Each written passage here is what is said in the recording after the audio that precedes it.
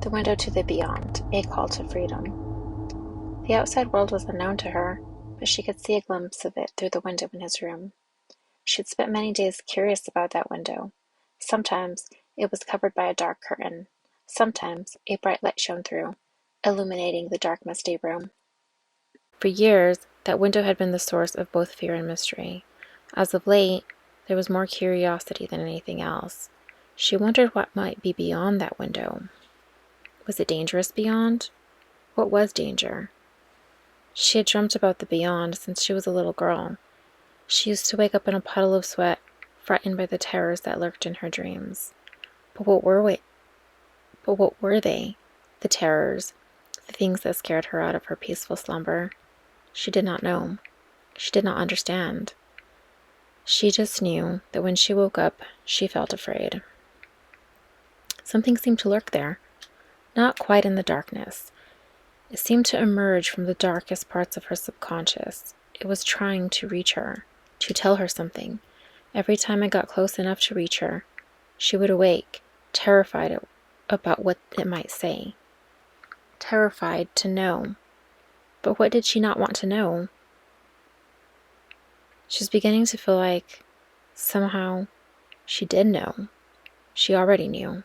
Whatever it was, it hunted her and searched for her, but it could only reach her in her dreams.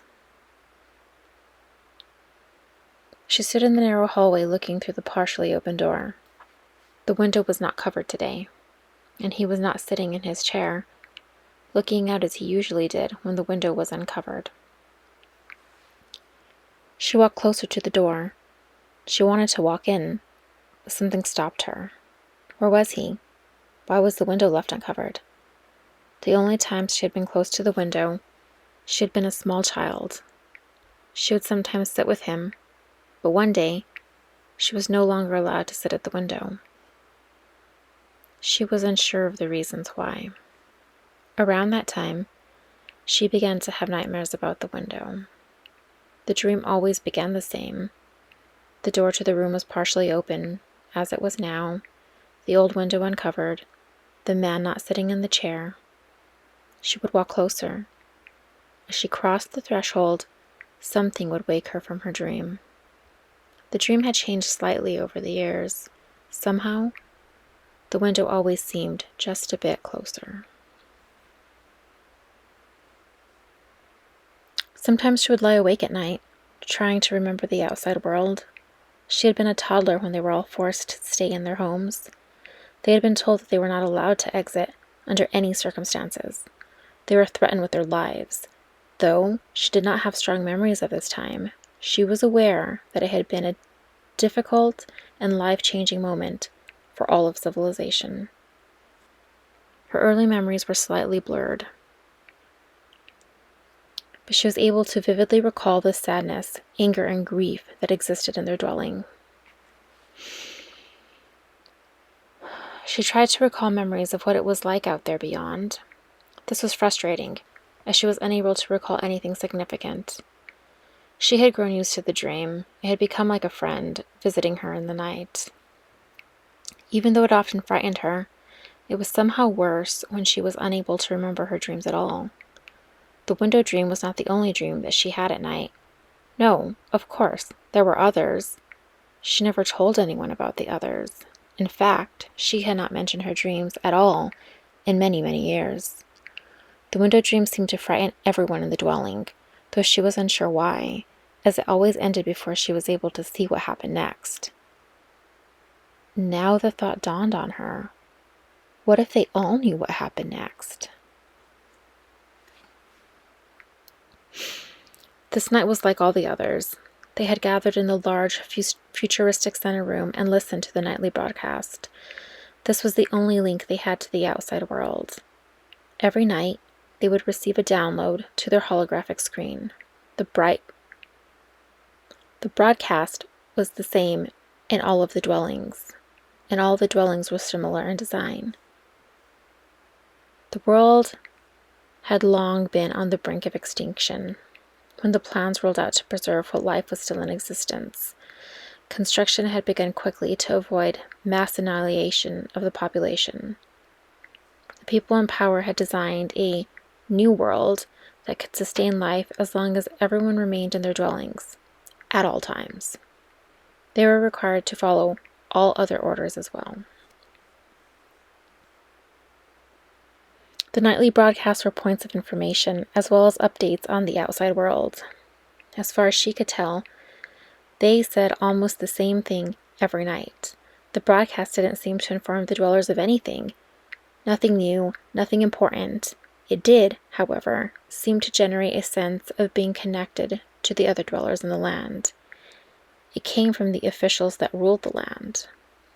This was the one moment that everyone gathered to connect to what was currently taking place outside of the dwellings. It was the moment that made everyone feel a little less alone in the world. Nobody in the dwelling discussed the broadcasts. They weren't allowed to discuss anything regarding the outside world. It was the first rule.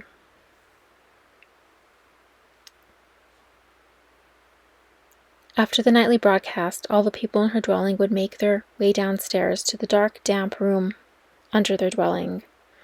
There, they all sat in the room, which was known as the cave. It was situated within the earth. They hooked themselves up to the machines that delivered their nutrients. The large machine was positioned in the center of the circular room. It had 8 large silver receptacles that attached to the machine, all of them evenly spaced around the center structure. The receptacles were large enough for an adult-sized human to comfortably lie inside. Each night, the dwellers would attach themselves to the machine and receive their daily supplements and nutrition for the day. It was a simple task, really. They would stand beside the receptacle and push the button at the side. Once pushed, there was a soft swoosh as the front half would open like a door. The dweller would then turn around and lean against the back of the large container with their arms crossed against her chest.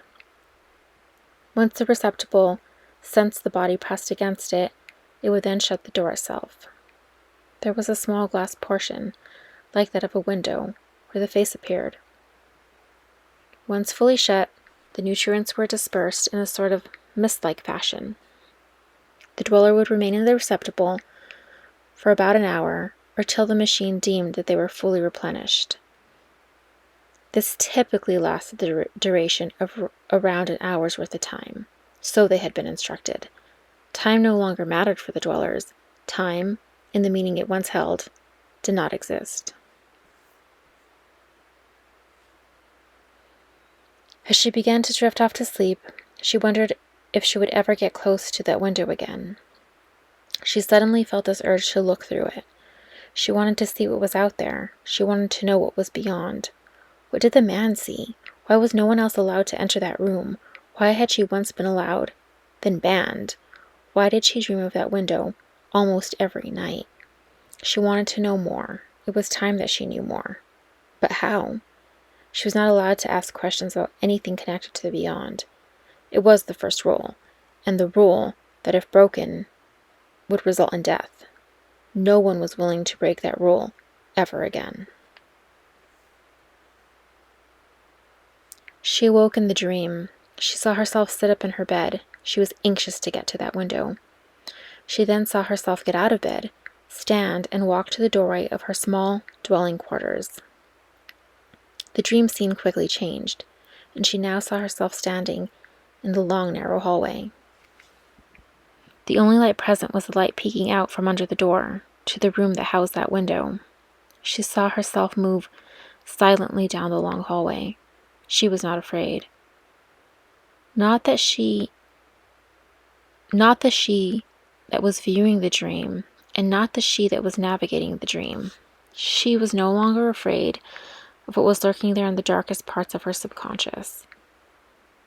The call to reach into the dark and extricate whatever was hunting her and exterminate it was greater than the fear of it had ever been.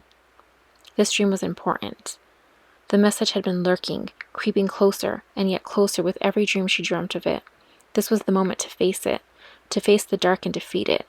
This was the moment that she would see what is beyond. For it is what is beyond that calls to her.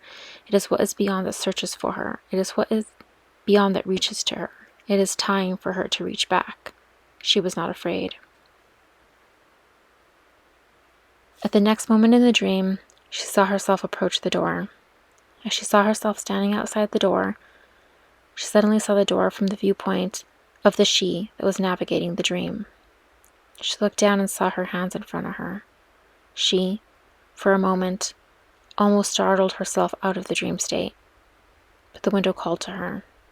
Like a voice now, it was calling to her, beckoning her to it. She was then able to remain connected in the dream state. The pull of the window, her desire to know what is beyond, that one thing kept her connected, and she was about to open the door. She saw herself slowly turn the doorknob. The door seemed to want to open. As soon as she turned the handle, the door seemed to open itself. There was light in the room.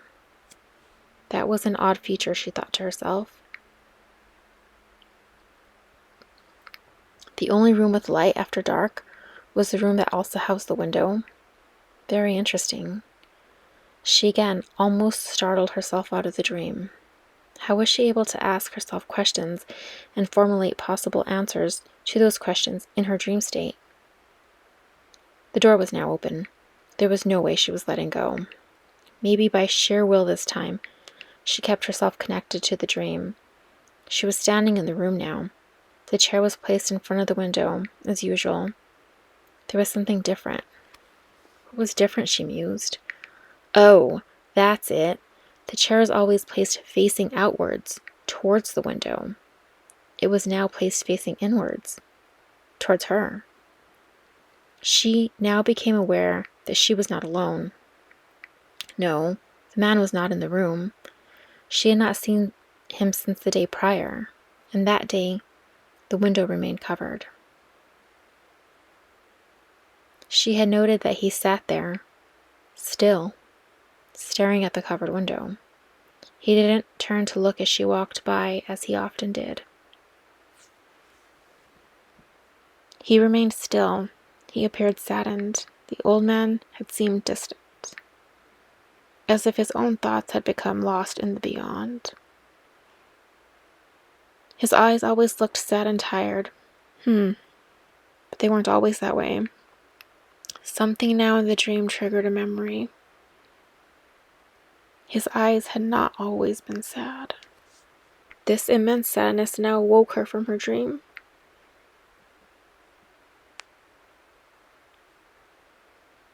She was not able to stay connected. The pull of the genuine sadness she now felt had disconnected her from her dream. She was not able to reconnect.